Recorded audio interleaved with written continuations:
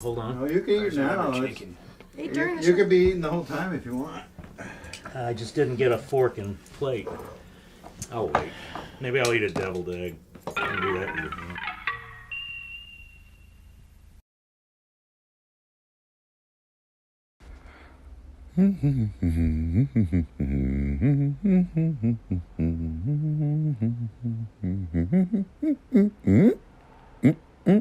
minute. I want my Joker TV.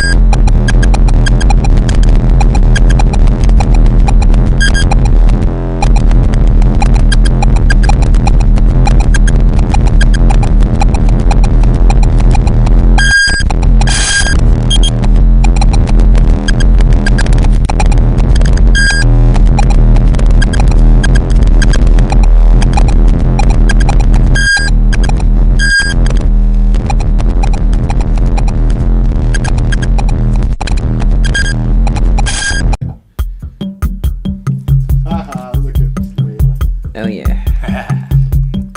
There's room for you on the couch, Jennifer. Oh yeah, no, I was gonna go, but I wanted to get my face. Well, I can't even see Tom in the camera. Yeah. So I don't know. Maybe. Oh, there he is. All There right. Woo! Everybody, welcome to the show. It's our no fuck giving. We're gonna do something completely different. Right. Yeah. Yeah. So you see, we have our, Fucksgiving Festival, spread on the table with some amazing food. Everybody brought something. Yep. We even have turkey. I made the deviled eggs. Yeah. Yes. We got shitloads of deviled eggs. So. Slayla made some too, but those we are already gone already. ate all of those. Those are gone already. They were awesome. Yeah. I probably ate like 10 of them. Yeah. Yeah. Must have been good. Yeah, you were like, I'm only They gonna were eat good. 4. So let's see. You can see everybody. Well, we can't see Jennifer. She's Yeah, over here. she's hiding. Get off camera. Yeah, off cam. And then I'm Mux Blank. This is Ricochet. We've got Steve Houston here. We've got Slayla. And we got Tom Foolery on the couch over there. Welcome, everybody, to the show. Everybody in the comments, just drop in where you are and where you're coming from. We are doing something a little bit different this week for the show. Exactly. We'll have some elements. We're still going to have a serial news, so that's not changed. But the rest of the show is going to be something completely different. Now, Rick, back in February of 2022. Yeah. Do you remember what we were doing? I think we went on the road, and we went to this. It was it wasn't virtually assembled. It was It was assembly required. Assembly required. Yeah. So that's a toy convention that we tabled at as JOKERJOKERtv and my toy company, Mr. Blank Toys. Right. Yes. And so we had a bunch of cool stuff for sale at the convention. And while we were in Asheville, we had this idea. Right. And what was the idea? And that was basically like, wouldn't it be cool if we could actually see what's going on in another town? Like, see what kind of food they eat, see what kind of stores they shop at, and basically do like a travel show kind of thing. Do a little travel show. That's what we call it, the tour guide. Yeah. And I mean, that was like, we were about 2 years in on the show. So at that point, we were like thinking of little segments that we could do on the show, and and stuff like that. So this was one of the ideas. Is maybe Joker Crew could do like a travel show kind of thing. And we went to some really cool spots. Yeah. And, some of them might be ones that, you have to kind of look for. But that's what makes America great. Yeah, We've got all these little weird spots to go check out. Yeah, and Asheville's full of them. Asheville, North Carolina. So that was my first time there. United States. Very artsy town. Very cool. A bunch of cool stuff happening there. A lot of bars and venues and places to go. They have a little downtown area. They have also an area off in the west side of Asheville called West Asheville. And that's sort of like the more hipster stuff over there. It's got like some music venues and bars and some cool places to eat. You remember we ate at the breakfast diner? Yeah, where I actually introduced them to the whole concept of waffles and ice cream. Yeah. With eggs for breakfast. Because we were there for breakfast, and Yeah. they had ice cream available too. Yeah. They just didn't put the two together. No, they didn't. I wonder if they kept doing that after you. I don't know, but I suggested mean, that. it's just a little piece of heaven. Because they didn't have it on the menu. You should have No. put some chicken in there. Chicken waffles and ice cream. I mean, Yeah. Oh yeah, that would well. be yeah.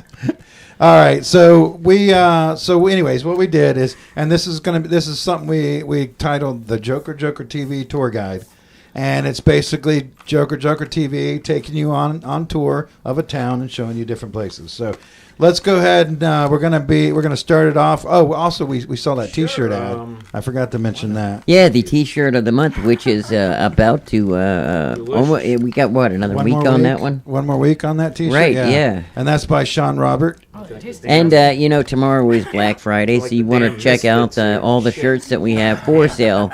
They were early released for Black Friday, so make sure you check them out because they are collector's items. Yeah. So, Steve, you ever been to Asheville? Yeah. Why, Mux? Yes, I have. I've been there a lot. Last time I was there for some sort of conference. Yeah. For work, and it was really fun. They have like Athens has like 100 bars per square square meter. Yeah. Right. Yeah. Like 100. It's ridiculous. Asheville, part of Asheville, like the downtown area, has that many brew pubs. Yeah. You turn around. There's a brew pub. There's a brew pub. There's a brew pub. Yeah. And they're all pretty good. Yeah. Right. I didn't go to all of them. But all a little bit different too. Like yeah. They got their own little niche. Right. The place we ended up at was a place where you could take your dog, and dogs were like walking around inside, and they were so you could have your dog anywhere, which was And they great. could drink beer too. Yeah, they could Hell drink beer. yeah. I drank with one. Only if they're old enough. We closed the place down. Yeah. In dog years they might. They make Right, dog. yeah. They make dog beer. They shouldn't. They should. Yeah. They shouldn't. But so another time I was in Asheville. We my old band's Radio Tahiti. Well, I'm still in Radio Tahiti. We're still around. We're going to be performing in 2024. Oh, Me yeah. and John Lester. Anyway, we had another band. We had a band with John in it and Rob Fleur. It was a precursor to Unus Mundus called Otoscope. We were really loud and all that shit. And so we got to Asheville. We were playing at a place called Vincent's Ear. Yeah. Vincent's Ear. Which was a great coffee shop, pub, performance. What space. side of town was that on? I think it was in the west side. West side. Okay. Pretty sure. I can't remember the name, but we were doing a gig with our buddy Rob Westmore's band. His name I forget, and that's terrible. So Sorry, no promotion for you. yeah, well, this was a long time ago. But anyway, so we got there, and it was great. We were going to play first.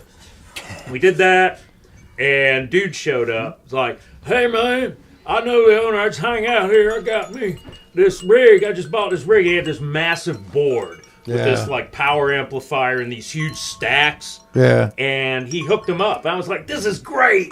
And he hooked us up, and it actually made some of us mad. We were so loud. My ears were ringing for a week or two. Oh god, that's great. And it was aircraft level, engine levels. Aircraft engine levels. And I loved it. it was like, man, you know, and our buddy Rob Westmore, he was standing, he was the only person in the room. He was like, hey, come on. He was taking the full blunt of it. Which, okay, great. And, but it was too loud. I thought I permanently damaged my hearing. I may have. Yeah. Maybe. But, you know, some of us were mad. Some of us were so what was that place called again? Vincent's Ear. Vincent's Wonderful. Ear. I don't think it's around anymore. Do we have anybody in the chat that's from Asheville? Yeah. Can anybody tell us about Vincent's Ear? What's the fate of Vincent's Ear? Let us know.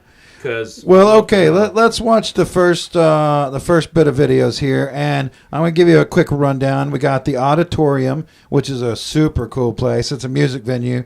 We're going to see that first. And then FIRESTORM Bookstore, which is the anarchist bookstore in Asheville. Really great place. Orbit DVD, also really cool. They got VHS, they got DVD, they got toys. They got all kinds of cool stuff.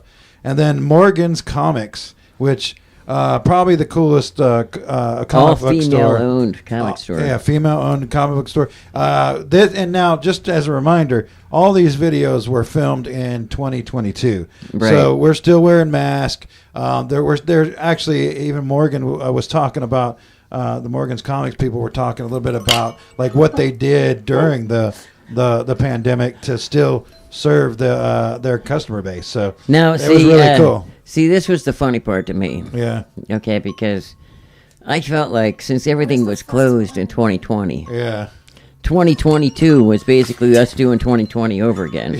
You know? Yeah. So I've been kind of messed up on time because everything seems like it was just like a year ago. I mean, it was February 2022. Right, yeah. So that's about 2 years ago now. Technically. Almost 2 years ago, Yeah. So, all right, well, let's watch the first bundle, and we'll be back right after this. We've got a word from our sponsors. A word from our sponsor first. Don't hit me up. Don't hit me up. Don't hit me up.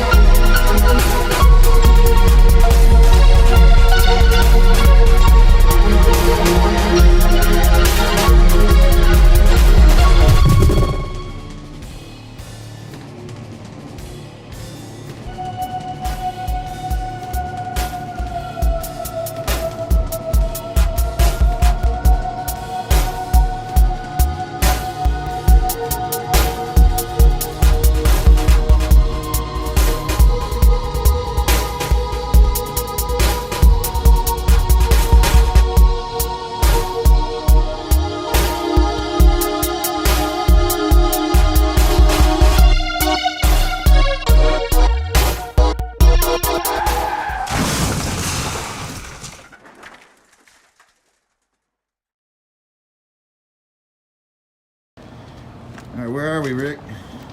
We are at the FIRESTORM Bookstore Co-op here in West Asheville. Cool. What is this place? Well, they actually teach frogs to read. But it's an alternative bookstore also. All right, well, let's check it out. All right, yes.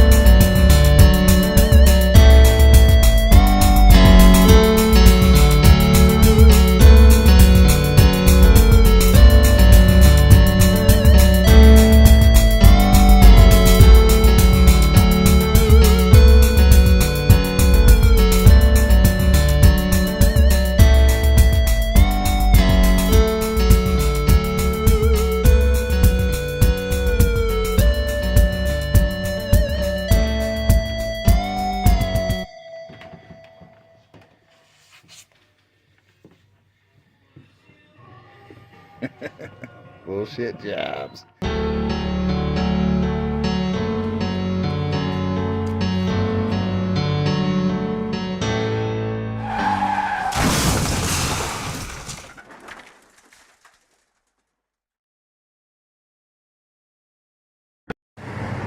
Rick, where are we? We are at Orbit's. Greatest place in the world. Yep. Greatest place in the world. Greatest place, right? Orbit's DVDs. Yep. Here in West Asheville. Right.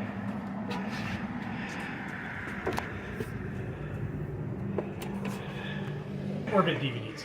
Awesome, awesome. And what's your name? My name's Mark. Mark. Awesome. So, how long have you guys been around? 20 years. 20 Awesome. years. Yeah. We started as a video rental store. We saw the writing on the wall about 10 years ago, so the rentals got less and stuff for sale got more, and that's what's happened now. So, Right. yeah. So I noticed that you feature video games in the back, and a bunch of different movies, DVDs, and also lots of toys for collector toys. Yeah. How has the pandemic affected business?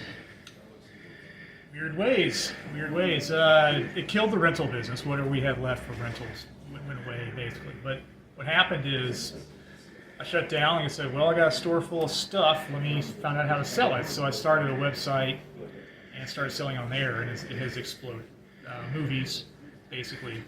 Like, we just got these in today. These are German. People like collecting these German, they're called media books, basically. Nice. Yeah, we just got our first shipment in of these. So we're just trying to find movies from around the world, and people online have really responded. And people in the store, like, people drive to come here. Now, if somebody wants to find you guys, either to buy stuff online from you or to come into West Asheville, how can they find you? Real simple. OrbitDVD.com. That's the easiest thing to do. We are 781 Haywood Road. We love people coming in. We're still going to be a brick and mortar till I die, basically. And it's in West Asheville, pretty easy to get to. And see you soon.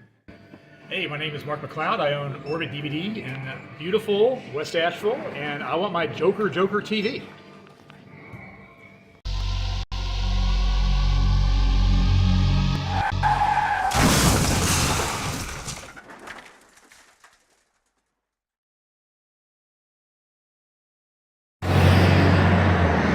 Where are we, Rick? I think we're at Morgan's Comics. Isn't this the all-female owned comic store? I think the so. only one in West Asheville. All right, let's check it out.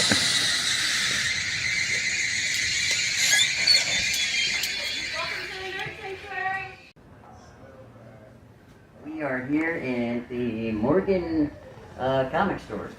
Yep, Morgan's Comics. Morgan's Comics. Awesome. So, how long have you guys been in business? Well, the store's been standing for close to 7 years, but Morgan has owned it herself for the past 4 years.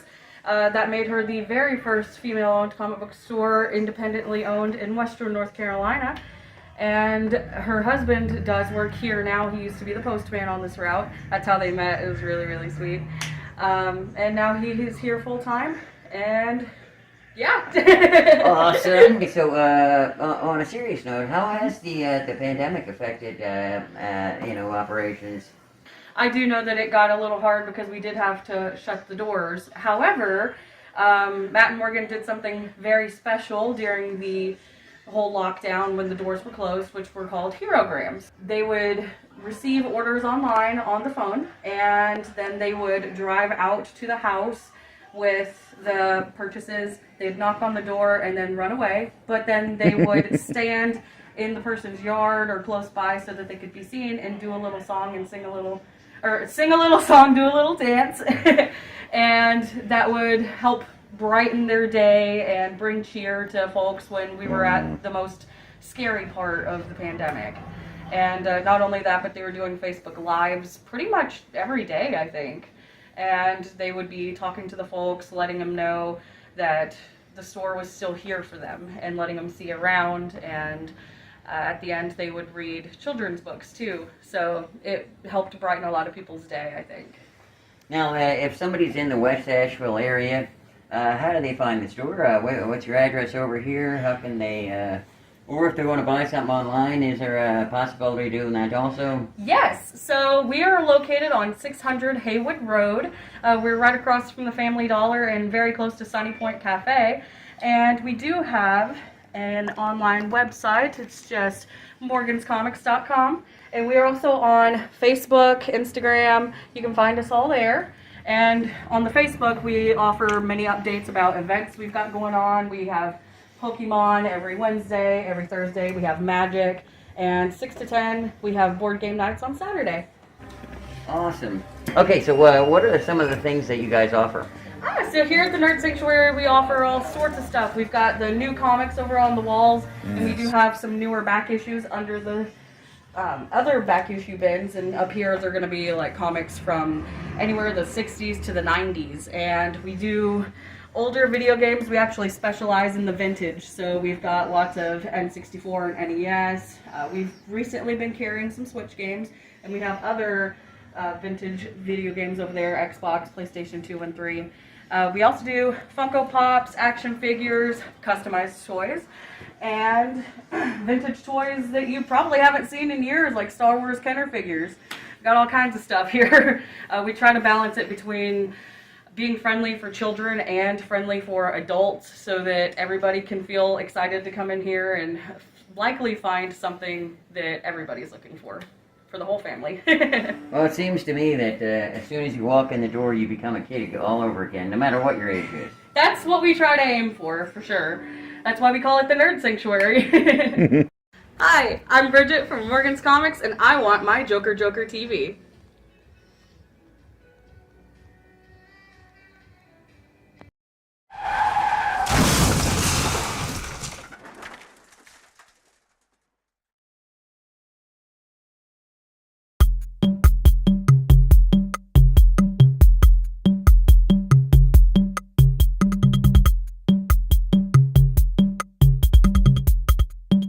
Mute it right there. There we go. All right, we're back. Yeah. Happy Thanksgiving. Happy Thanksgiving. Happy no Foxgiving. Yeah. So we saw a couple cool shops there. Odditorium. I'm going to list them off again. Odditorium, FIRESTORM, BOOKSTORE, Orbit DVD, and Morgan's Comics. And Morgan's Comics, yeah. So all really cool shops. And so this is the, this was sort of the idea, is we would kind of like do this show where, you were mentioning like maybe it could be food places that are like specific for just that area. And you will be seeing that a little bit later. Yeah. We got some. We ate at some really cool places. So we were also thinking talking about like doing this in Athens even. Yeah. Like we probably know better than anybody different cool spots that you can visit in Athens. So right. Yeah. Yeah, we'll have to like do this coming up. I had some more, I think. Yeah. But, we did it. It was like 2 years ago, and we never really did anything with this. So this is like the chance to do it. Oh, it looks Right, like we're yes. walking downtown. What? I said it looks like we're walking downtown. Yeah. That's the hotel we stayed at. Yes. Nice. So what were you saying earlier, Slayla, about Asheville? Oh, I went to this place called I think it's Tribbles. Tribbles. It used to be like a pit stop gas station tire repair place. Oh yeah. And now it's a music venue. And like the band part where they have the bars is really big. I don't know if you've been at the Earl in Atlanta, is big. And the bathroom is just all pink with like poetry written all over it in black paint. It's really cool. I spent way too long taking pictures in the bathroom. And then connected to that is the garage where they did all their car repairs. And those are now turned into like the green room for bands. There's also like they rent out spaces for like band rehearsals, or I think there's a choir that practices there too. Oh wow, cool. But it's huge space, and they still have all like the old gas pumps. Oh yeah. There, yeah, Cool. like a vintage kind of weird. Wait, do you remember what side of town that was on? Oh, it was nighttime by the time I got there, and there was nothing around this place. yeah. And then about like 30 minutes away was the nearest Quality Inn. Oh wow. Yeah, okay. So Okay. it was in the Maybe sticks, somebody but it from was- Asheville knows about it. It was yeah. Asheville. It yeah. was Right. Asheville, though. Yeah. Asheville, speak up, please. Yeah. And how Oh, was yeah, the quality anybody at in the Asheville. end? Oh, it was decent. I mean, I stayed there for like 5 hours. Oh, Wasn't nice. paid. I was asleep the entire time. Okay. Slept great. Okay, so let's see what we got next here. We've got, so we're talking about downtown a little bit, eating Yeah. and finding cool places to eat down there. We visited a couple, like Candy stores, yeah. Candy You know, stores. I'm a big chocolate guy, if you haven't noticed. They had a lovely date indeed. a what? So we ate it. Little A date. soiree. Oh yeah, we had our We actually Asheville ate- soiree. Date. We tried. Yes. We actually went to two different. Two different candy chocolate places. chocolate places, Yeah. right? But The one we didn't was think really- about yeah. actually filming anything until we got to the second one. Yeah. So you're gonna miss the first one, but the second one's good. But too. it's just a quick thing on the second one. So Asheville, that chocolate is the second one that we went to. But then Blue Dream, we ate there. And then we ate at another place called ADDISSAE, Yes. the Ethiopian restaurant, which was your first time Right. Yeah. eating like that? Yeah. Yes. I have not eaten with my hands since I was 2. You know, Why not? because we were. You know, it was beat into you that you use a fork and spoon Yeah. and a knife. So this was odd for Yeah. you to eat with your hands. huh? Right, yeah. So I had to like psych myself up for the whole thing. Yeah. Well, the guy was really nice. He showed us a bunch. Right, yeah. Talked to us about each little thing. And when you go, Yeah. let me tell you something. When you go into these restaurants, especially you go into a new place, Yeah. right? Don't just try to wing it. The maximum length. To replay your message, Cool. press Well. 1. That's you. Oh, okay. Who's recording? Yeah, that is weird. Okay. Happy Oh, Thanksgiving. yeah. That's funny. So anyway, always go in and either if you bring your own navigator or ask them to navigate the menu for you. Oh yeah. You know. Yeah. Okay, let's see. And then we had Spare Change, That's one of my favorite places. which I think that place is still open. I was looking it Yeah. up yesterday. I think they're still there. That was that's when we got the idea. Yeah, that was like to the first start one we filming. I did. was like, "Hey, let's just walk in here and see it," because they got a really cool sign in the back. You'll see it. Yeah. It's cool. And then we went to the MOOG Yes. place, the MOOG store, Right. where they manufacture MOOGs and stuff like that. Really cool MOOG. Yeah, What's a moog? You'll see. you'll Yes. see. Yeah, Yeah. And it was Right. definitely Moogie. It's All a these- synthesizer. I Yeah, grew it's up on synthesizer. Moog Road, so I'm really It's like confused. a Yeah. analog synthesizer. It's really cool. And all these shops are like in the downtown They're area. gonna do a The concert. Moog place is a little bit off downtown area, but so we kind of clumped them all together. So let's watch those, and then we'll be back after that with serial news. Yay! We get to hear a performance by Rick and Mux. Oh yeah, on this Moog one, yeah. Oh yeah.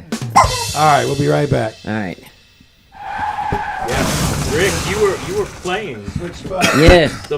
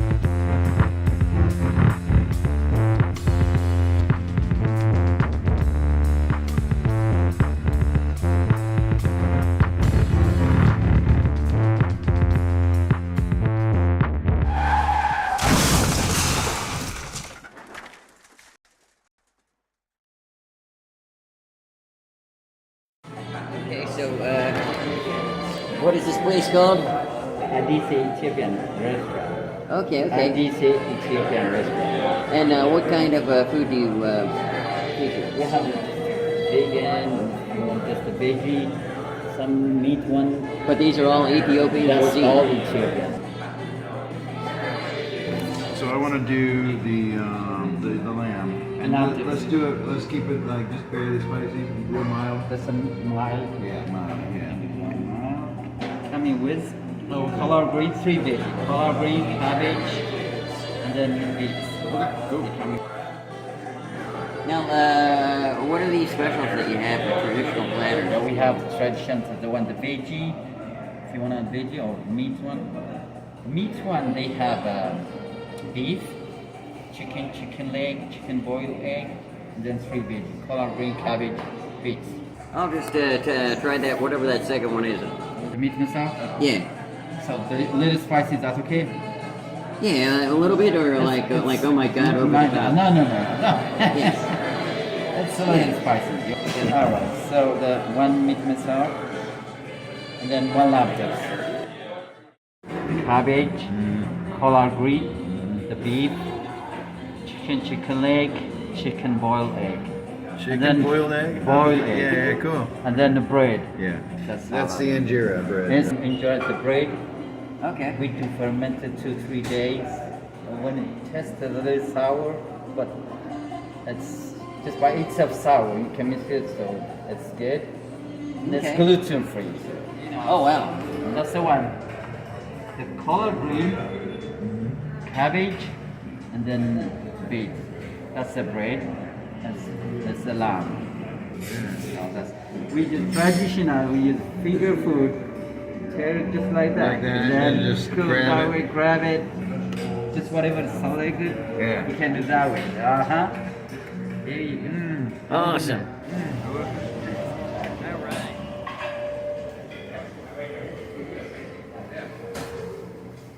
How are you?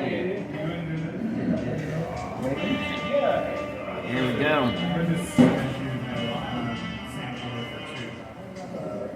Good.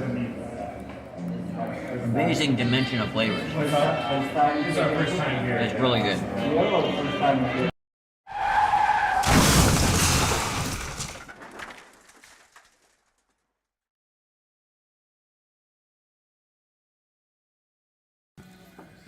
I'm Ricochet with Joker Joker TV, and we are here in Asheville, North Carolina. And what is the name of this great job? So you are currently in the store Spare Change, which is located 43 Broadway Street, right in the heart of Asheville downtown. We are an all-vegan gift store, so everything you see in here is going to be completely vegan, no animal product or byproduct. The main goal of this store is to show people that you don't have to limit yourself when you want to shop ethically and shop vegan. So tell me about when you say everything in the store is vegan. What exactly does that mean, and how does that compare to the non-vegan? Like, how do I know if I'm looking at a vegan product or a non-vegan product? Yeah, so the good thing about our store is it's going to be a little harder to tell. That's just how close non-vegan leather and vegan leather kind of have all shifted together to be more cohesive and more coherent as a whole. So the main thing that I can tell you is we don't carry any leather. You're going to find that at a lot of stores. We carry apple leather and cactus leather and wine leather. So you skin an apple and then you make that into leather. You take the skin of a cactus and you turn that into leather. So we have those subtle differences here and there that really just make us stand out, not only to our customers, but also like with our ecological footprint and environmental footprint. We get to stand out that way by reducing what we have on our end. So how long have you guys been in business? We actually just hit our year anniversary, so we have been open since January 3rd, 2020. So happy 1 year, Spare Change! Yay. So that brings me to the next question, and I've been asking all of our artists and all of our merchants the same thing. How has this pandemic affected your business? You know, what's interesting is we opened January 2020, right at the start of the pandemic. So it's really different to kind of step back and look. The way that customers have come out of the woodworks really wanting to support the community again, people are a lot more driven on how to shop locally, shop sustainably.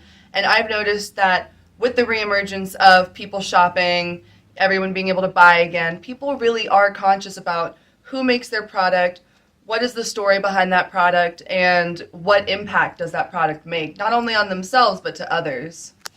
So have you had any problems with logistics in terms of getting your raw materials or your products or shipping them out to customers? So the good part is our products themselves aren't hard to get into, since we do work a lot with American manufacturing, with local artists, small businesses. They don't have that international shipping, that international product that they have to wait for. Well, we really appreciate you taking the time to talk to us about this. And once again, if you could just give us the name of your business again and where you're at so people can find you. We are Spare Change at 43 Broadway Street, right across from Mellow Mushroom. My name is Maddie at Spare Change in Asheville, and I want my Joker TV. Woo!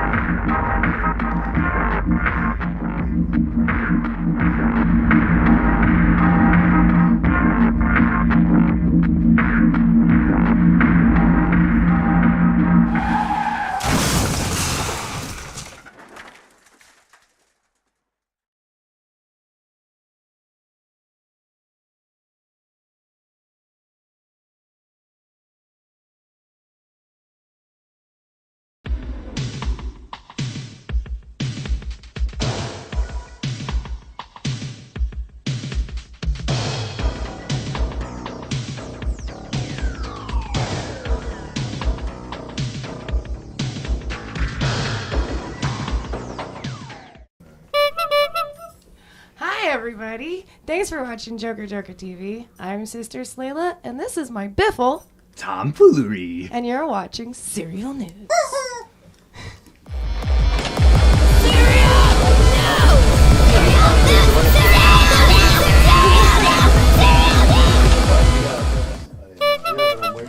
So, as y'all know, it is the No Fucks Given episode of Joker Joker TV. Yay!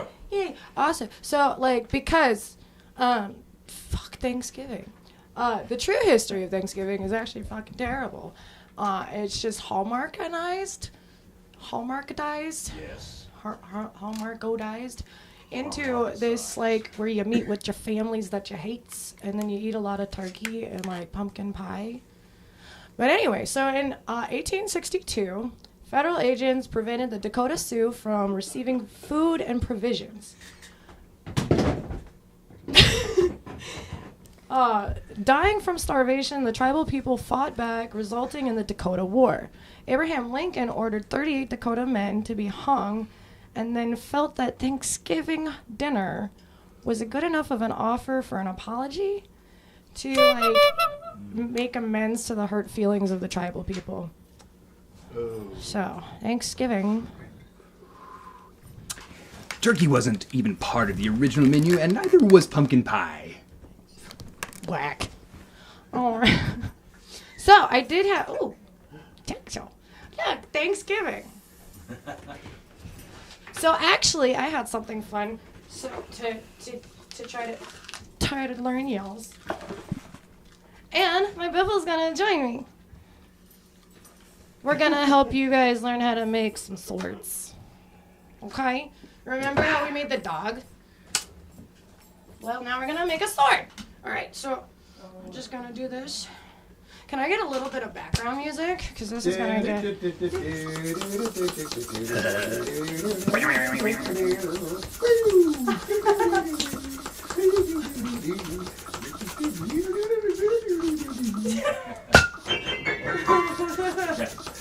it ready? Is it there? Oh yeah, looks good. Alright, your turn. Alright. Okay, you blow up your fixins for your sword. Hold on, let the biffle catch up. He's a little slow. I have a lot of practice. Alright, you gotta switch hands. Keep it interesting sometimes, though. You gotta tie it up. This is the most complicated part. You're making me nervous. Nervous or excited? Yes. Okay. Alright, I've got... Well, that's why I was nervous. So anyway, you got this part. He does it, but you do. Good job, class. Alright, and then you're going to take, like, about that much. For those of you who know things, it's like 2 inches. For those of you who, like, think bigger, it's like 6 inches. Right. And you twist it.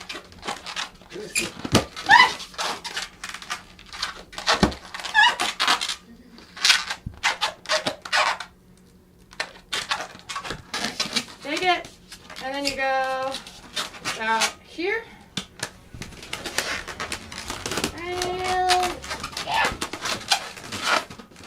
alright. You should have like a nice little shape like that. Hello, my darling. Okay.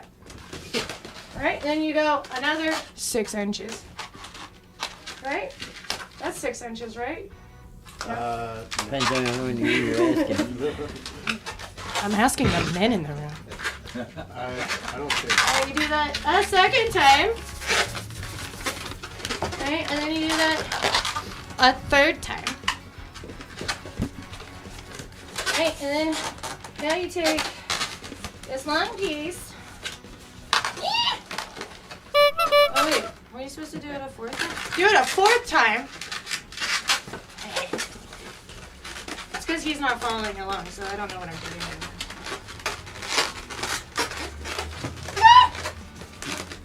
Anyway, it's supposed to look like that. And now you bring a sword.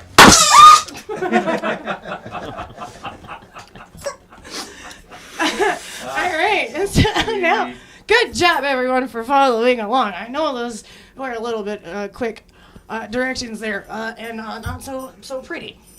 That's gonna start a fire. So now I've got some music videos for you, as I usually do. This coming up is Just a Ride. Just Arrived. Done by Rip the Falcon. Rip the Falcon. Wait, I thought it was called Waiting. Waiting. Well, that's the name of the song. I'm sorry, we don't know which song it is. But Animation by Riley Weber. yeah, animation by Riley Weber. Let's go. Come on, Eileen.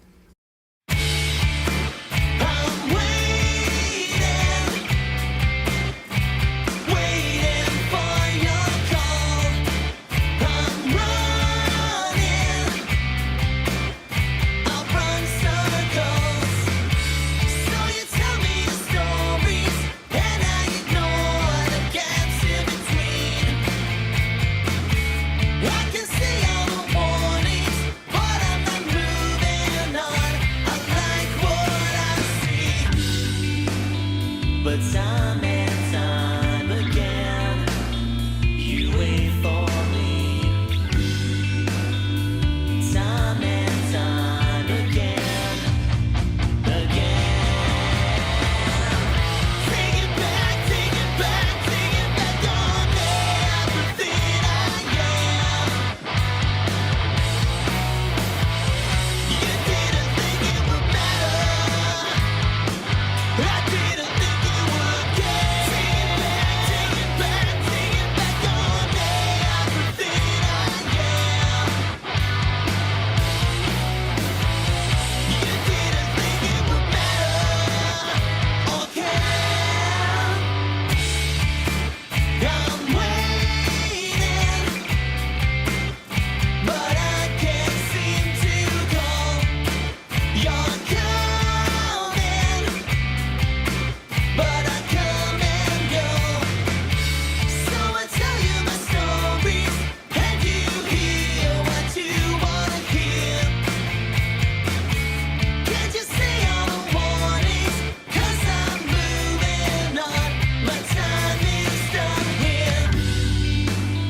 But time and time again, you wait for me. Time and time again, Take it back, take it back, take it back on everything I am. You didn't think it would matter. I didn't think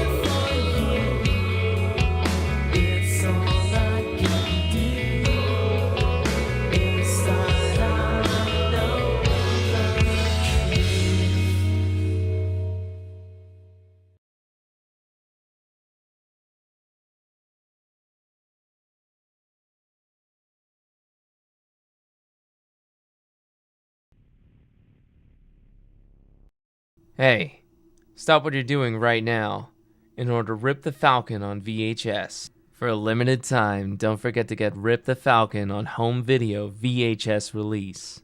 This is like Bugs Bunny directed by Quentin Tarantino.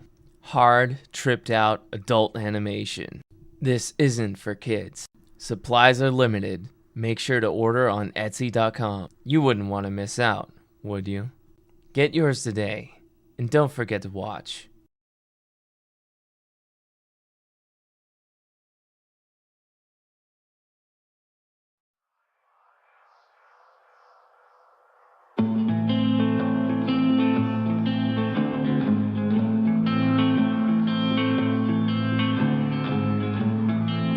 eyes are watching and looking through. Its eyes are watching and looking through. And if it's searching, what will it do? And if it's searching, what will it do?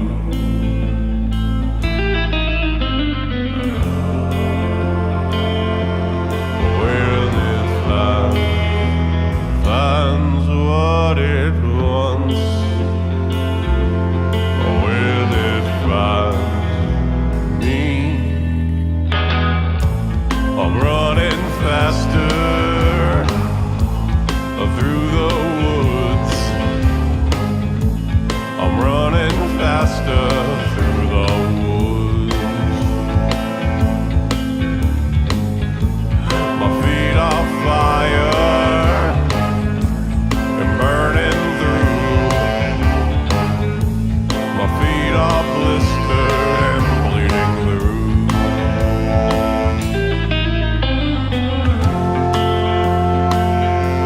I'm out of breath. I'm out of time. Will it find me?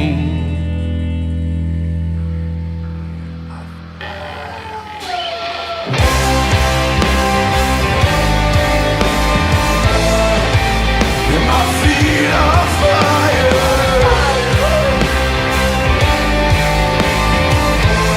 My feet are fire and burning hot. And I hear it screaming. Encompass me and take me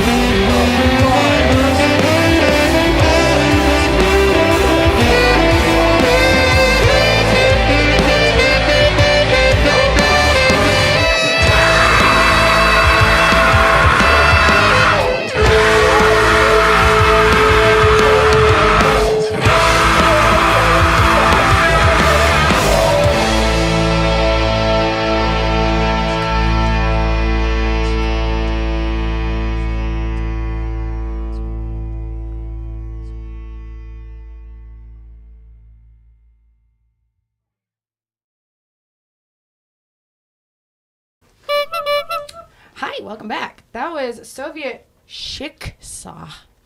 Their Nightmare Jazz from Nashville, Tennessee. That was their song Wendigo. I really like seeing these guys live. The vocalist, Christopher Shaw, he was in this really pretty dress. It was awesome. It was amazing. What are you doing over there? Just a little spice. Makes everything nice. All right. Well, my peoples, welcome my Biffle. That's best friend for life. Tom Fuller. He's got some words. Some bad news to share, unfortunately.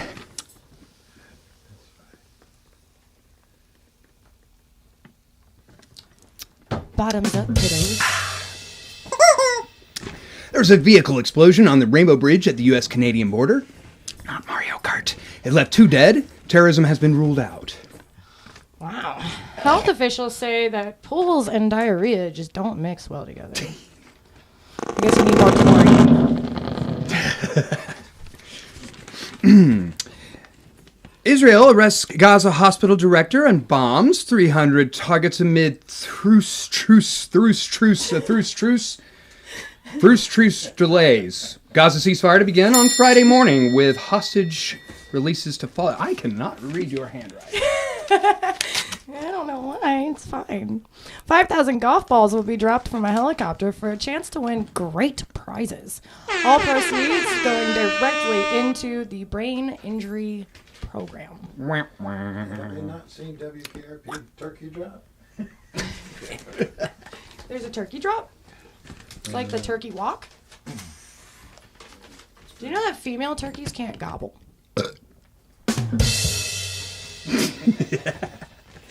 That's what they all say. A Zimbabwean ranger. Zimbabwean ranger.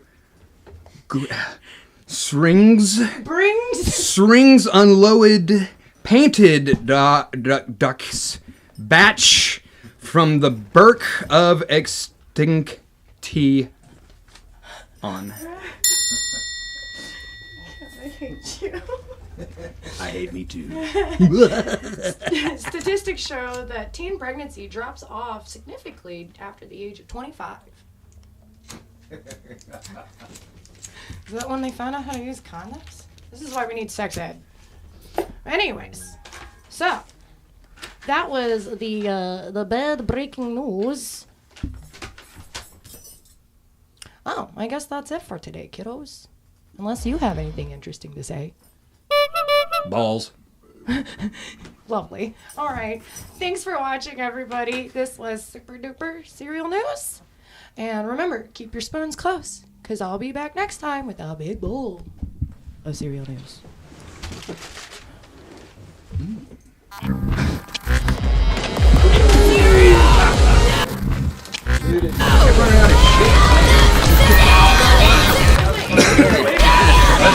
I went really off script there, but I really couldn't read it.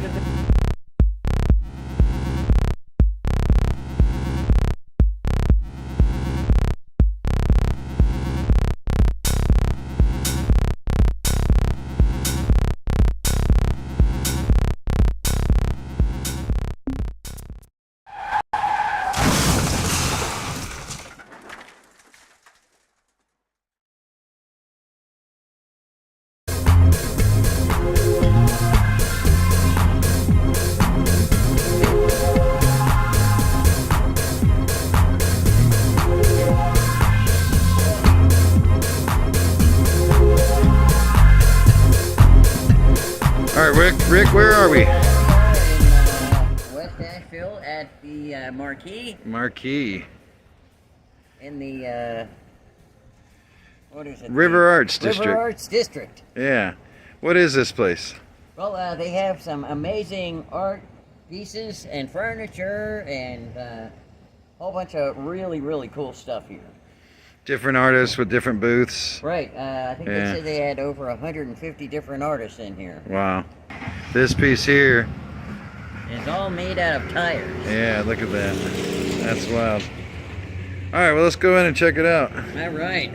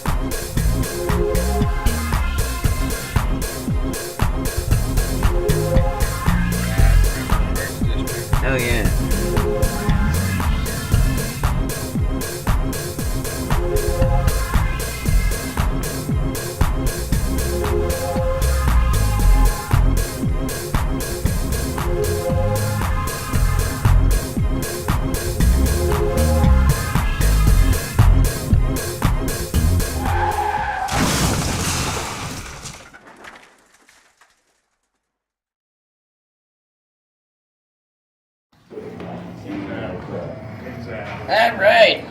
Okay, so here we are at the Appalachian Pinball Museum here in, what is this, Hendersonville, North Carolina. And we've got Lucas here. And Lucas here told me that he is one of the original employees that worked for this. And could you tell me a little bit about what you got going and how long you've been in business and all that kind of stuff? Yeah, so the company has been around for, I'd ballpark, probably 8 or 9 years. Original location was in downtown Asheville, kind of near the Grove Arcade. When the owners, a guy named T.C. DeBella and John French, when they opened the business, we just had about, we'll say 30 pinball machines when we first opened. Kind of the way it came about was John French, he's been working on pinball machines as a hobby since he was a teenager. He likes to explain to people like working on these games is kind of like his crossword puzzle. So he kind of just as a side job hobby was flipping games, he'd buy a cheap one, kind of fix it up, get it nice and pretty, and then sell it off. And he met his now partner TC, who's just a pinball enthusiast, and they'd kind of sold a couple games to him, and that kind of sparked a friendship between them. And somebody sent them an article about the Seattle Pinball Museum, and that kind of got their gears turning. And the more they thought about it, the more Asheville's personality type, tourist demographic it typically draws in seemed like a good fit. So they kind of pulled their resources and decided to go for it. When they first opened, it was just the two of them. They still had their main jobs.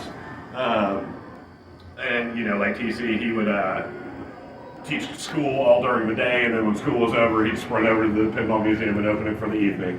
But within about 6 months, they were able to kind of start quitting their main jobs and kind of focusing on this, because kind of things started to snowball. And then about 6 months after that, kind of business kept going, and they were just like, we need a little bit bigger spot. So they were able to move from one corner of the building to the other corner of the building to a spot that was about twice as big. So you could fit about twice as many games in there, therefore twice as many people, But then a few months later, even that started to kind of snowball out of control, Started being like 2 to 3 hour long waiting lists. We'd come in before we'd open, there'd be a line literally wrapped around the side of the building. At first it was the holiday season, so everybody was like, oh, it's just because it's Christmas. It'll calm down after the New Year. It did not. So after that problem developed, they were like, maybe we should get another place going. So they looked around for a while. They knew they wanted to be outside of Asheville, kind of split the crowd a little bit. And after looking for a while, they found this spot. It was almost too good to be true. Rented ended up being a lot more affordable than they thought it was for this space. So they decided to go for it. So here we are. When we first opened, that front room out there were no games in there. It was just in there. But, as you do better, you buy more games and fill it out. So how many games do you have in each location? We've got about 80 games in each location. Most are pinball machines, but you got some video games in there too. The Asheville location has a little bit better spread of video games than we do over here. Just the nature of the floor plan of the spaces. They've got these 2 back rooms, which just aren't really logistically big enough to fit pinball machines in there, but they're great for those old stand-up cabinets. So just kind of due to that, they've got a little bit better spread of video games where we've ended up with a little more pinball machines over here. Now, what are the oldest machines that you have? Well, the oldest ones we have in here, we've got that kind of small row of kind of display games, right, when you come up the ramp there. Marjorie down there is from 1947. And that was the year that the first pinball machine to have flippers did come out. But that came out before that. That game was called Humpty Dumpty. And a lot of those games in that row are still working. We're just trying to protect them. It's impossible to find parts for games that old. So when they broke, if we let people play them, we would never be able to fix them. So we're trying to preserve those. The oldest game that we let people play is the Williams Line Drive down there. It's an old pitch and bat game from 1962. 1962 World Series Williams Electronic. Okay, there's a little circle in there. Now the weird part is, you have to hit this button and the ball comes out here. And then you use this one to hit it. Oh, wow. See, and if it don't go, that's a strike one. You can't hit it more than once? Like, it's not like pinball? Yes, one, yep, and then... Oh. See, I got a single. Oh, we just got one. Got a home run.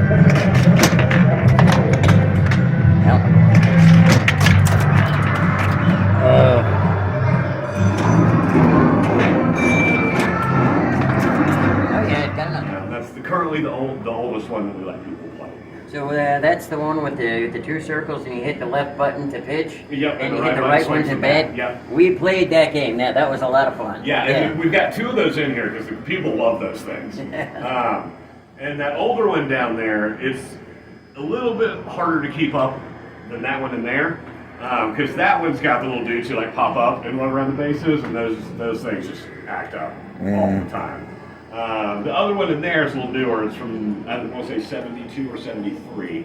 And it's just got little lights that come up for the runners. So it's just a little bit more reliable. But I like that. Now, we've all been going through this big pandemic, the pandemic 20s. Yes. How has that affected you guys, if at all? Well, it affected us a lot there. You know, when the kind of word was starting to get out, this thing was coming, paid very close attention to it. But just like a lot of places, especially doing something like this that's so kind of touchy-feely, for lack of a better way of explaining that, we did eventually have to shut down. And we were down for the better part of a year. There was a brief window there where it kind of looked like it was dipping a little bit, so we kind of started to try and open there for a couple months. During when that happened, everybody had to wear masks. We put a little sign on every other game so that we could enforce the spacing, so we would have people standing right next to each other. And then we would rotate those signs about every 30 to 45 minutes so that the games were all still available to play. You just might have to wait a second. But that way, we could enforce that spacing and, be able to sanitize things down. Wow. But now that people are getting vaccinated, that's all kind of starting to subside. We're getting a little more relaxed. Masks are optional for customers. Strongly recommended. We just hope people are being safe and using common sense when it comes to that kind of stuff. We still sanitize the games down pretty regularly. But luckily after everything was shut down, this past summer we had one of our best summers we've had over here in this location, which helped a lot. I think part of that is, everybody was shut inside for so long that, now people can come out. I think that was a part of it. But we're just very thankful that people have been as supportive as they have since we've come back. Now, if people are coming to North Carolina, how can they find you? Yes, so we got websites, we got Facebook pages. Google the Appalachian Pinball Museum, we'll come up. So hit us up. The way it works is we've got pretty much everything in here is set to its free play mode. And we just do a flat fee of $12 a person, regardless of the age. And that lets you just kind of go to town for the whole day. We give everybody a little wristband here, so that lets you come and go all you please up until we close for the day. Pretty laid back environment. We're trying to recreate the way arcades used to be, right? As opposed to like the kind of Chuck E. Cheese kind of almost child gambling kind of stuff it's become. We get kids asking all the time if these are the prizes that they can get. And we have to explain. No, that's not how these work. The red Max Headroom skateboard was actually John's that he skated around with back in the day. Wow. I think he found the black one at Smiley's Flea Market. He pretty religiously goes there every weekend. Wow. Always comes back with crazy toys. Get bragging rights over your friends, and that's what it used to be about. So that's what we're trying to bring back, is that energy and that atmosphere. So we're trying to recreate the feel of an old arcade, but have it be a little cleaner and less kind of smoke-filled as they come in there. Right.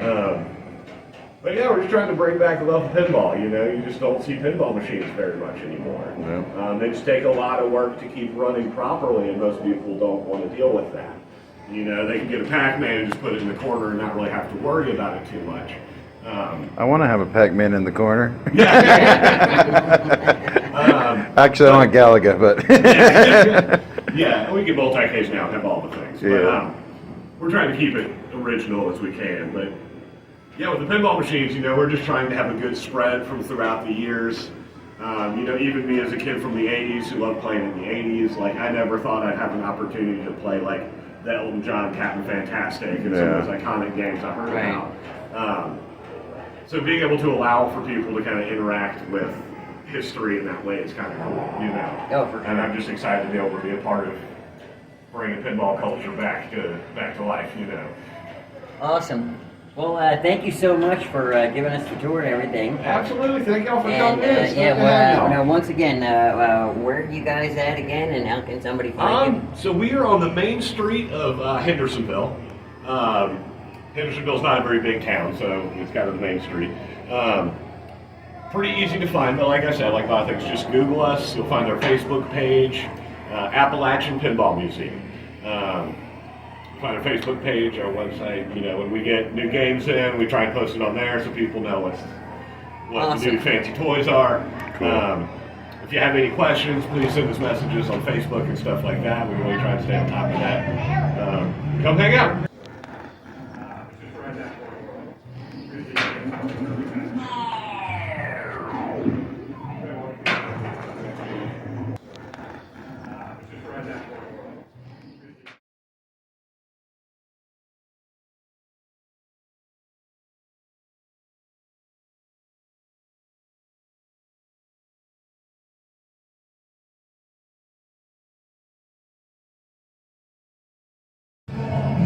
I'm Lucas Jones. I work at the Appalachian Pinball Museum, and I want my Joker Joker TV.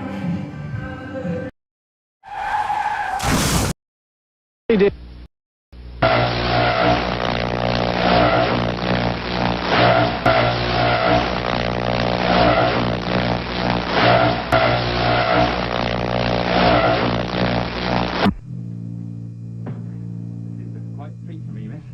Is it? Oh, don't touch that, please, miss. Oh, yes, it's a lonely life up in the lighthouse, you see. I go out sometimes and talk to the seals, just to get a change from Reuben and Ben. Seals are animals? Oh, yes. That is stupid. You should talk often with the old ones of your tribe. That is the only way to learn. I'll get you a hot drink, miss. Oh, I've done some dry clothes.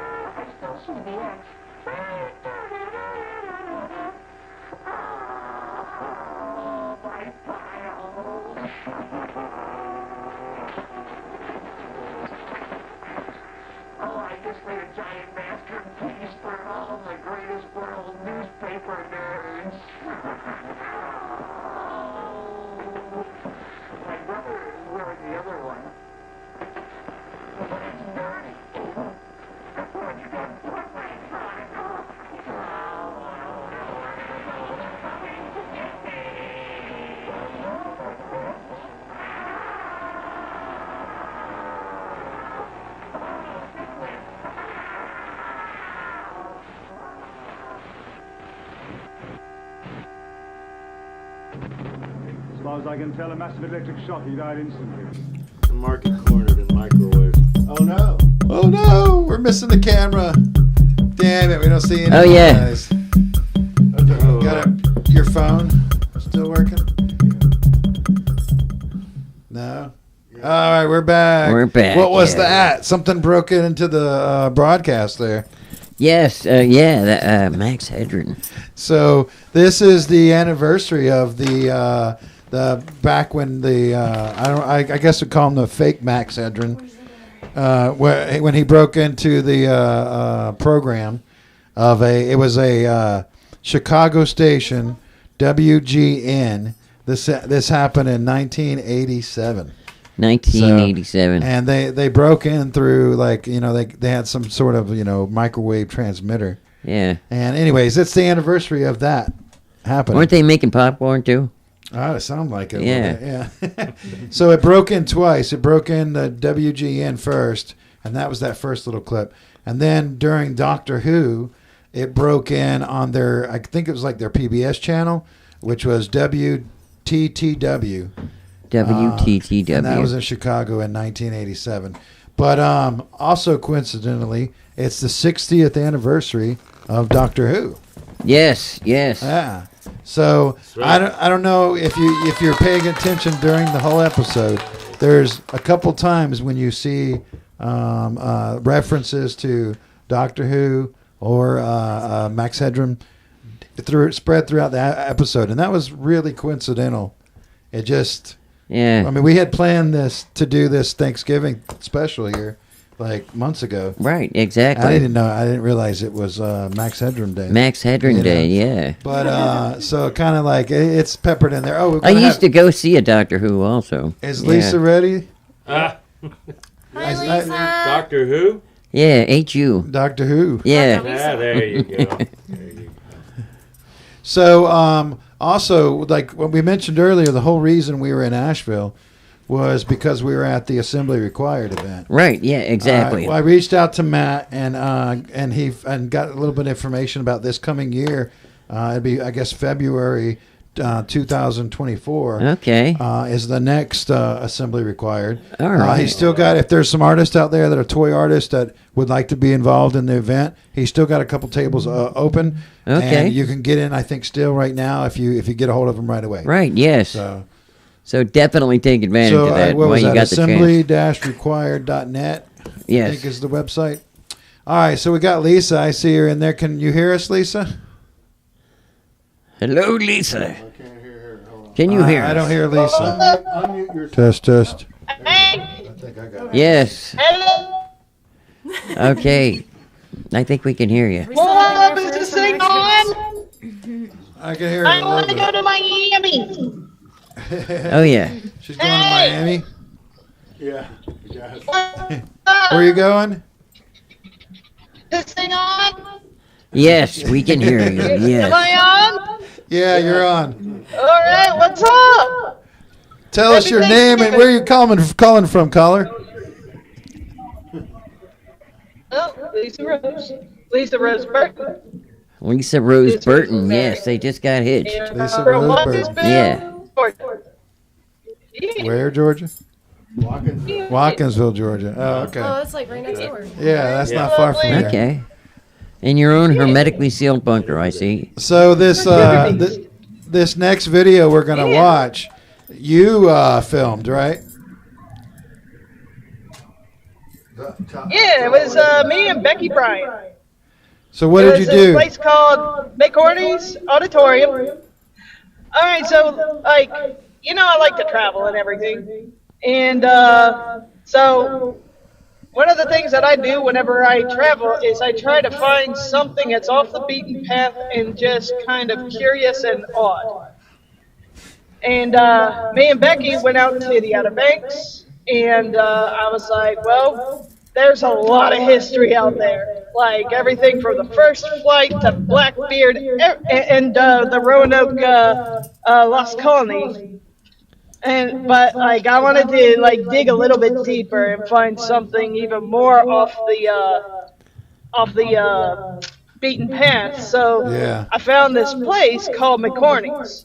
And it was like this old log cabin that was built like I think back in the early 1800s. And this lady caught wind that they were about to tear it down, and so she went to great lengths to preserve it as a historical structure. And she also wanted to make it a haven for working artists. Usually, So you guys talked about that in the interview, right? Yeah, usually Yeah, exactly. Usually, she does her shows like in the spring and in the fall. Summer it's too hot, but sometimes she still does shows there and stuff. But she also has like a whole bunch of other oddities throughout the house. So it's kind of like an oddity museum slash DIY venue.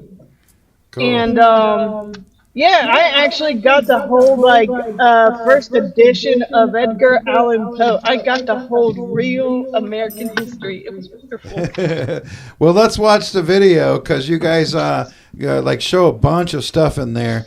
Is there anything that maybe in this video that they don't have? Is there any updates about the place? Like they have anything coming up? Oh man, I wish I knew, but I don't. I've been like really busy. All right, we'll have to look it up and see. But yeah, let's watch the video and we'll be back in just a minute. Thanks, Lisa. All right. Bye. Thanks, Lisa. Thanks, Lisa. Bye.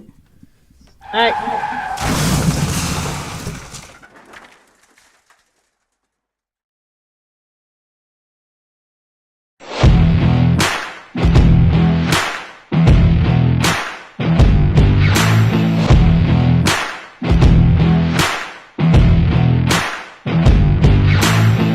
With the house the county was going through back in from 2010 to 2013, cleaning up old properties. They were going to tear this building down if somebody did not purchase it and do something, anything with it. It was going away with a lot of the other structures in the community. This house was put under preservation by a man by the name of Reeves Manning. As I dabbled into it, I found out it was all under historical preservation through the state, North Carolina Preservation Society, which made it tricky because it's not like a regular commercial business. It doesn't qualify for regular commercial things. However, it did qualify for rehabilitation grants. And I don't think anybody realized that. And it was just a matter of doing the homework, following all the history, calling in the preservation people. I hadn't wrote any kind of papers on grants since I went to college.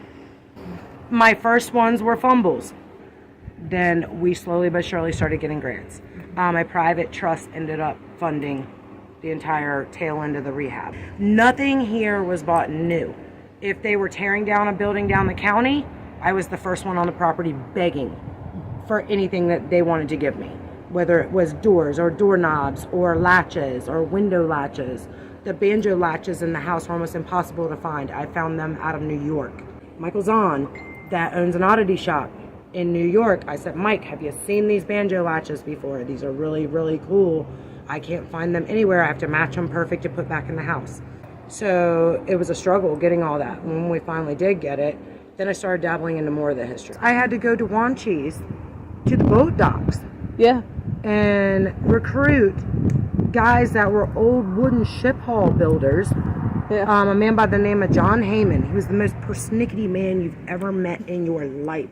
He was a huge part.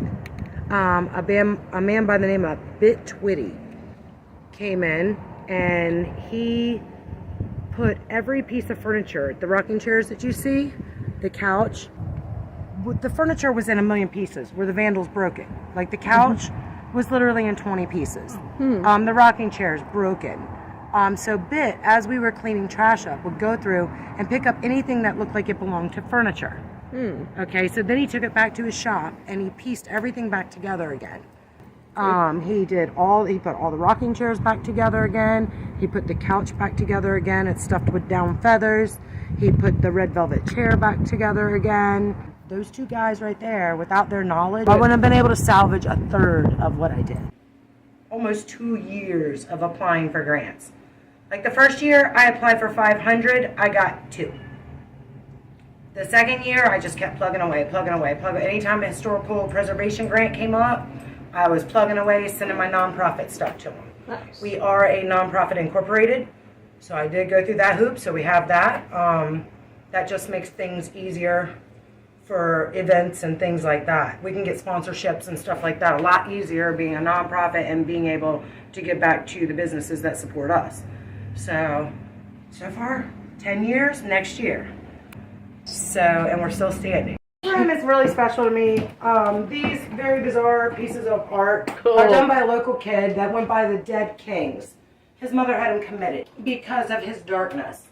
And I paid him money and bought all his art from him.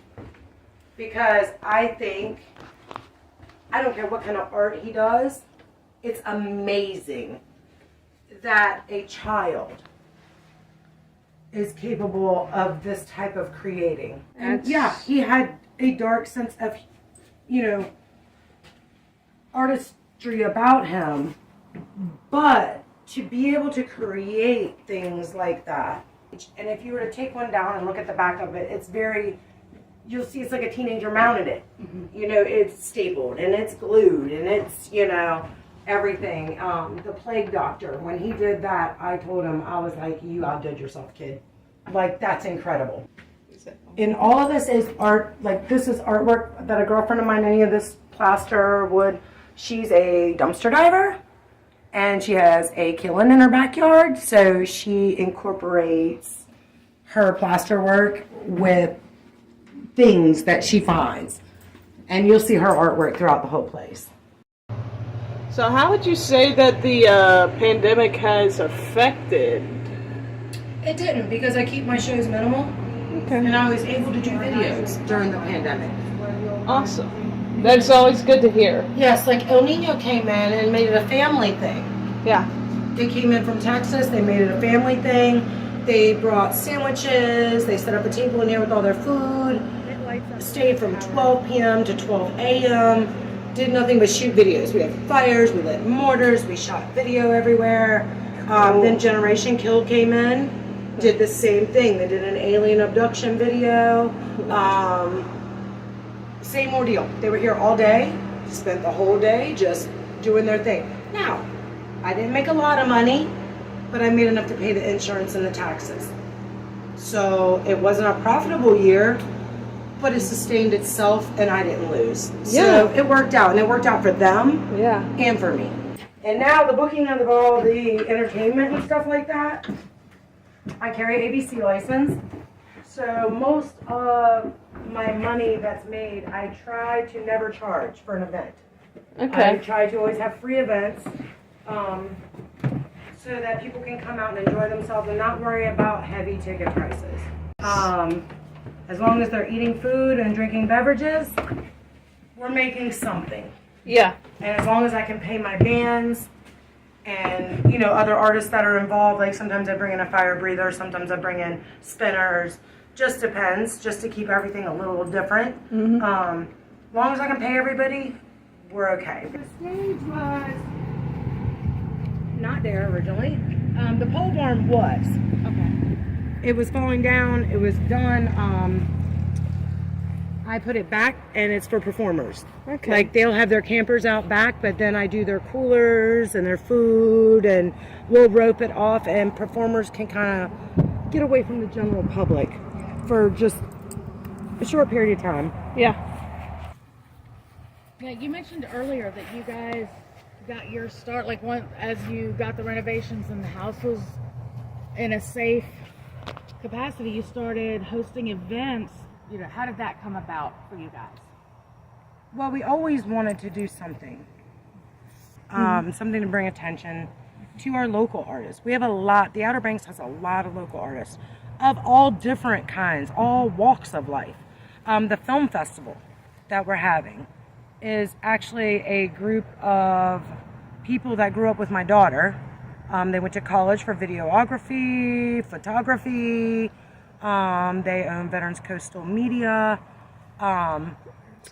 They approached me, for instance, they came to me and were like, hey, we have this movie, Shadow Long Creeper, that we shot, and we want to present it in a film festival type thing, but we want to bring in young musicians and headline bands as well, but we also want to do unique juried artist vendors. So they went through and they pulled in all the oddity shops and all the different, you know, glass people and makeup artists and different things like that. We do cater to our local LGBT, a place for them to come. So the film festival is kinda, sorta Rocky Horror type picture show motif, which is really cool. I've never done it before, and that's how a lot of things come to it. Somebody will have an idea, and they'll say, "Hey, Erica, is the venue available, or would you be interested in doing?" And I'm just like, "Bring it. Let's see. What's the worst that's gonna happen?"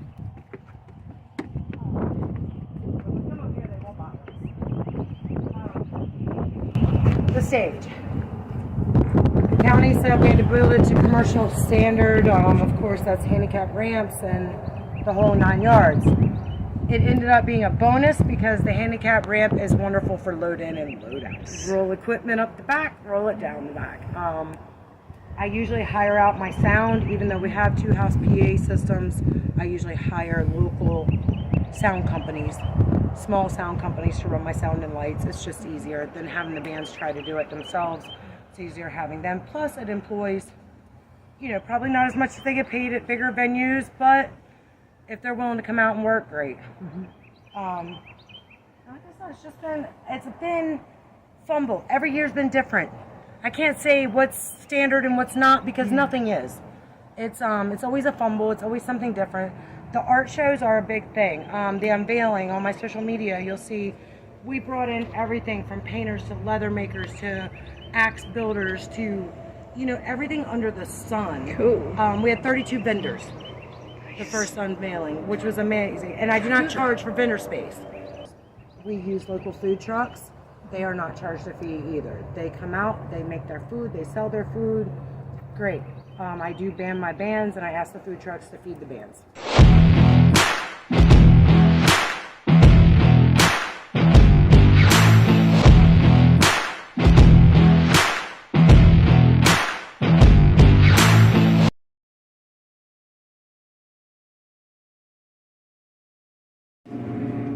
We are in the one and only Biscuits and Pork in the Outer Banks. What is it about their name? I don't know. Lots of memorabilia, simply delicious chicken. I'm about to try out this blueberry turnover at the one and only Biscuits and Pork.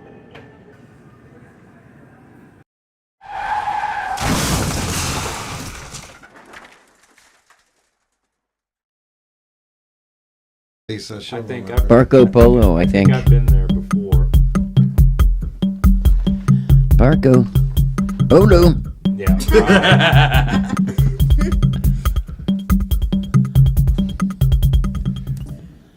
All right. That was cool. So that was a couple of videos by Lisa. Is she still there? Let's see if we can bring her in. And Lisa, turn your phone landscape. Yeah, turn it landscape, so we can. There you go. Yeah, Okay. we can see you better. Now we can see you better. Hey, what's up? Hey, so those were filmed by you when you went up there. What was the city called? I think that they were closest to Kitty Hawk. I can't remember off the top of my head the actual name of the community, though. It was Barco. but like yeah, I think. Yeah. Wait, I think that was where it started McHorney's with was. C. Crap. I don't remember. I'm sorry. Yeah. That was a while ago. That was 2 years ago. Yeah, that's what I was asking. I was trying to see if you remembered. Yeah, so you guys had fun up there. That was you, Becky. Who else? Just you and Becky? Yeah, it was just me and Becky. Yeah. Cool. Yeah. Well, we appreciate that. That was awesome. Yeah, I should send this to McHorney's and be like, "Hey, we finally got you on." I mean, it was something we were gonna do, and then it just never really became a show or anything. Right. I don't know if people are watching this and you think this is fun, and you like this idea. Let us know. I mean, because maybe we can keep doing something like this. Right, do some other cities. Yeah. I mean, like, Lots of and fun places to go. And not necessarily just in the U.S. You know, maybe we have some sponsor our roving world overseas reporters. yeah, and you know, if you're a business out there and you want us to you want to sponsor our show, you know, let us know. Right, yeah, we can feature you on the show. Lisa was talking about maybe interviewing some and going and spotlighting places in Athens. So, right, yes. Good idea. Where are you talking about that? I want to try to get like a segment like where it's just feet on the street. Yeah. It's just like I'll just go around and try to find like cool little interesting places that are art oriented or artist owned or whatever, and just try to interview the owner and just try to get the word out about their establishment. Yeah. Well, maybe that would be more tour guide episodes that we could like show later on. That would be cool. Give a tour guide of Athens. All right. Well, that's pretty much it on the show today. Wow. Yeah. So what do you guys think? I'm stuffed. You're stuffed? Yes. You know, I ate probably like 14 of those deviled eggs. Yeah, I'm going to eat some more. That's of like those. my record. Yeah. Joker, unstuffed. Right, yes. Deviled eggs instead of turkey? Any longer. What? There's still a lot of Did you deviled guys eggs. have deviled eggs instead of turkey? Yeah, of course, yeah. Yeah, there's turkey. There is there is some turkey lunch meat. Yes, we do have. Oh, lunch meat. But, you know, deviled eggs are more important. Everybody likes those, right? Right, yes. Well, the yellow part. Yes. Can't have too many. The yellow part's awesome. I usually throw out the white part. Yeah. Yeah. Awesome. Oh. Well, okay. Well, I guess. Well, we're gonna have that a great episode next week too. Well, let's on also Joker. Let's also one more time mention this weekend, November 26th, at Nucci Space. Oh yeah. Athens Uncovered. Athens Uncovered is gonna be the event. And it's a big fundraiser for Nucci Space. Right, and to also help prevent suicide. And they're going to have plenty of information.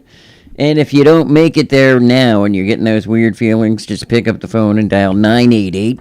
That's the emergency suicide hotline, and they'll jet you off to somebody that can help. Yeah. You don't have to go to Walmart. All right, well that concludes the Joker TV tour guide. Woo! Yay! All right, well let's head home. Take it away. Thanksgiving, $0 given. No fucks given. No fucks given. $0 given.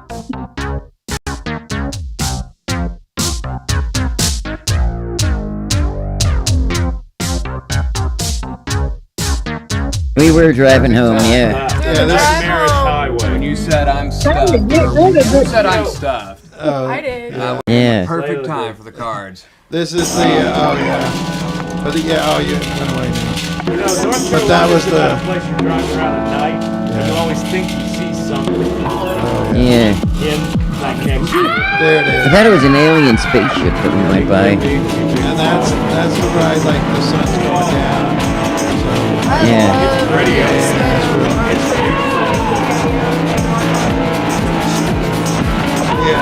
I love, like, I've got someone And you can see how fast everybody drives up there.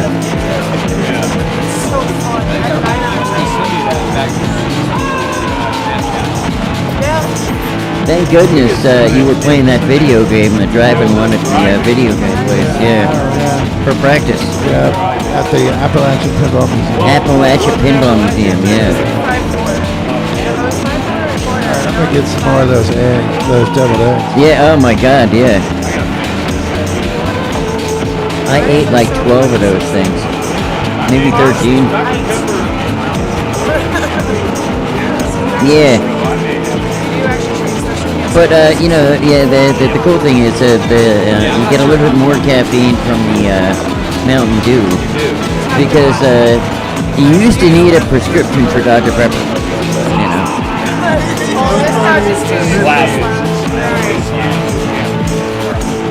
Yeah. Yoga and all that kind of stuff. I'm going to interior pelvic tilt. Nice. I'm gonna take 2 pieces of bread. I'm gonna squish 2 deviled eggs in it and make an egg salad. You could probably fit 4 of them on there. But like, for me, I'm fine. Yeah, easily, because they're the oblong ones. Yeah. I'm in the future. That's why. Yeah. And then I sit up and I'll be like, have all this stress on my shoulders. Yeah, absolutely, yeah. Yeah. But like, I have a patient tolerance. It's like, I can like, sometimes like 1 out of 10, my Okay. It's like a 9, so my tolerance is Yeah. 7. And then, I might have to it's like 12. Oh, yeah. That shit's amazing. Put that on your egg salad. Yeah. You said that was like a recipe. Yeah. That shit's good. I've never had coleslaw. I don't mind it. So it's just like white vinegar, consistent. salt and pepper. I'm so glad we didn't have to eat real Thanksgiving food Is it neither. from a region in the world? It's like a European thing. Okay, cool. Okay. But my grandmother was from Yugoslavia. Slavic. Oh, that's fucking cool, man. So it might be a Slavic. Yeah. She always made it. And it was like We didn't even mention Uranus. I want more. Yeah, and you said it's European. It's like in Europe they have all this fucking cabbage and sauerkraut, and they have different regions like Alsace in France, where my mom's from, has a sauerkraut, and Germany has a shitload of different kinds. Yeah.